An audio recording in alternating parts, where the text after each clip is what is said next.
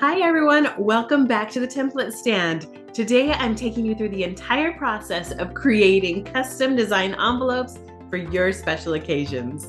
So from printing and cutting envelope liners to adding a deckled edge. It's so cute, I'll show you.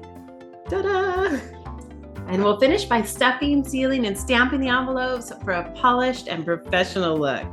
So let's dive in.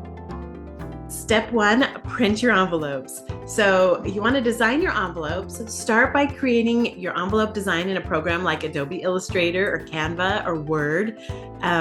When I started out, I was always using Word and I did just great. I actually worked for a college that I did hundreds of mergings, and that's where I actually learned the love to merge and the usefulness for it.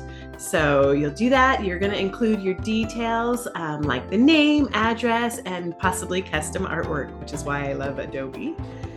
Choose the right paper. Select high quality paper that suits your theme. Make sure it's compatible with your printer.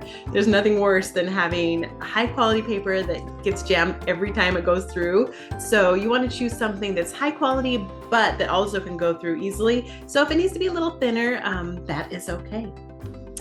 You want to adjust your printer settings and set your printer to the appropriate size and paper type, and you will get crisp, clean results.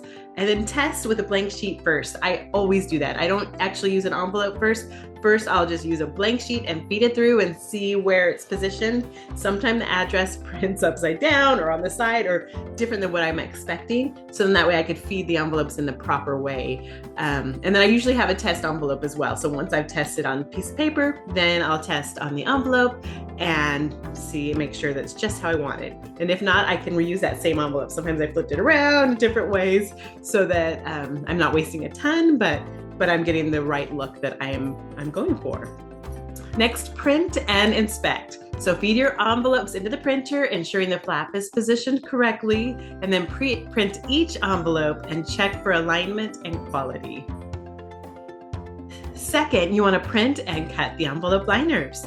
So create your liner design, and I'll show you mine for today. Yay! I'll show you how I did that. And match your liner to the envelope size, customize it with colors, patterns, and graphics. Print the liners. Use high quality cardstock or decorative paper and print the designs, ensuring vibrant and even coverage all around the edges, especially the ones that you're going to see.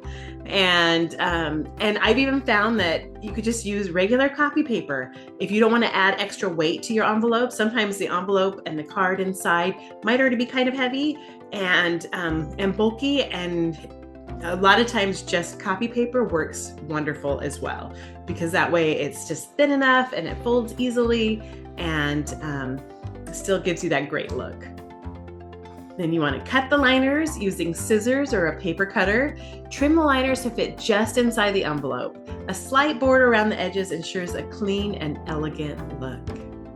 Third, attach the envelope liners. Position the liner. Slide the liner into the envelope, aligning it with the flap crease. Adjust it as needed to ensure symmetry. Make sure it's placed in there perfectly, just the way you want it. And then tape or glue. So use double-sided tape or glue dots, which I love, or glue sticks to secure the liner at the top of the flap. Avoid excess adhesive to prevent wrinkling. It's nothing worse than doing all the work and then kind of messing up how the liner looks. And for me, today I'm trying out my AGT. I've seen a lot of videos of people who use these, and so I'm going to try it out to tape my liners with double-sided tape. And then you're going to smooth and secure, press the liner down gently to ensure a seamless finish. And fourth, trim with a deckled edge. So gather your tools, use deckled edge scissors or a tearing ruler for a handmade textured look. And I'm actually using a little paper cutter that has the deckled edge because I've just seen those and they look really cute. And so I wanted to try it out today. So you're going to trim the edges. Carefully trim the edges of the envelope for a soft, organic style. Take your time to ensure consistency across all envelopes. I feel like there's nothing worse than having some that you know, you end up, if you're tearing it, you tear way too much and others not enough. You want just kind of a consistent, which is why I wanted to try the trimmer today. But you just want it to look good, and so take your time so that it does. Then inspect for perfection. Check each trim envelope to ensure the edges are neat and align with your overall design. Step 5, stuff, seal, and stamp the envelopes. Stuff the envelopes. Before I stuff anything into the envelope, I make sure to wipe down my area that I'm working on so that it's nice and clean. And I wash my hands so I don't have any extra grease or, who knows, chocolate or anything on my hands. And then that ensures that no extra smudges end up on my cards or envelopes. You'll insert your cards, invitations, or notes super carefully, ensuring everything is aligned and centered. And then you'll seal the envelopes. Use envelope glue, double-sided tape, or a wax seal for an extra special touch. Press down firmly to secure the flap. And then add a stamp. Select a beautiful stamp that complements your design. Center it neatly in the top right corner. You don't want to just slap them down and get it done. You want to do it neatly. Take a little bit of time. Sometimes it's only a second, but you just take your time to just put it on neatly so that they're all pretty consistent and it's done with care. And there you have it, a step-by-step guide to creating gorgeous custom envelopes that are sure to impress. From printing and lining to trimming and sealing, every detail matters when making your invitation or letters stand out. If you enjoyed this video, give it a thumbs up and let me know your favorite part in the comments below. Maybe you learned something that you didn't know before, so I'd love to know that.